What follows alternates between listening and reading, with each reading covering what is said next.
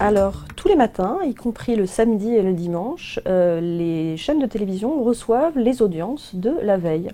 Elles connaissent leurs audiences, c'est-à-dire le nombre de téléspectateurs qui ont regardé leur programme, selon les différents publics, et leurs chiffres et les chiffres de la concurrence. C'est plus une forme de drogue qu'autre chose, c'est-à-dire qu'en fait on est habitué, c'est normal de l'avoir, c'est plutôt quand on ne l'a pas qu'il y a panique dans les étages. On a ce qu'on appelle en France une courbe chameau. Pourquoi une courbe chameau? Parce qu'elle a deux bosses, c'est-à-dire qu'il y a un pic d'audience le midi et le soir.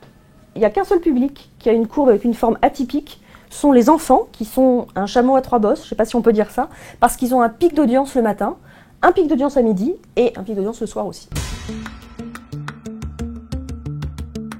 Ça coûterait beaucoup trop cher de pouvoir mesurer 58 millions de téléspectateurs. Donc on fait ce qu'on appelle des sondages via des panels, c'est ce qui se passe dans tous les pays au monde. Le comptage des téléspectateurs, il se fait via un outil qui s'appelle le panel Mediamat. Il comporte presque 5000 foyers, ce qui correspond à 11 500 personnes. Il est représentatif en termes d'âge, de sexe, de catégories socio-professionnelles, de région, d'équipement, et de plein d'autres choses. C'est une usine à gaz où vous avez 116 modalités, enfin je ne rentre pas dans les détails parce que c'est une usine à gaz avec beaucoup de statisticiens derrière. Si nous étions des chaînes uniquement financées par la publicité, j'aurais pu vous répondre, l'importance de l'audience, c'est parce que l'audience elle est commercialisée et que du coup c'est le chiffre d'affaires d'une chaîne. La problématique dans une chaîne publique, elle est différente. C'est juste qu'on a besoin de rencontrer un public. L'audience est un des indicateurs pour savoir si les téléspectateurs, si le public, qui par ailleurs nous finance, a apprécié nos programmes. Un programme qui réussit, c'est une composition de beaucoup de paramètres.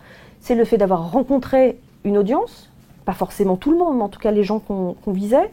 C'est le fait d'avoir rencontré de la satisfaction des téléspectateurs.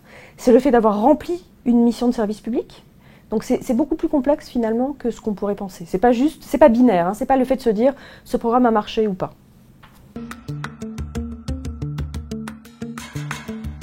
Il n'y a pas de recette miracle, ça se saurait.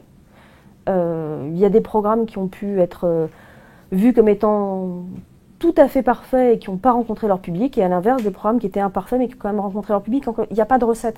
C'est pas une industrie la télévision, hein, c'est du loisir et de la création. Donc tous les gens qui ont fait de la création de programmes, je ne crois qu'aucun d'entre eux ne s'est dit « Tiens, je vais créer un programme familial ». Ça, je ne crois pas que ça existe.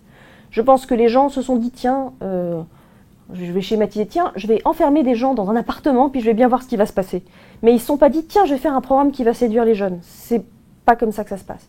C'est d'abord, j'ai une idée, je pense que ça peut être un objet télévisuel, je pense que ça peut plaire à des gens, je pense que ça peut amuser des gens, je pense que ça peut les questionner. Et après, on peaufine le programme pour que ça puisse rencontrer le maximum de gens.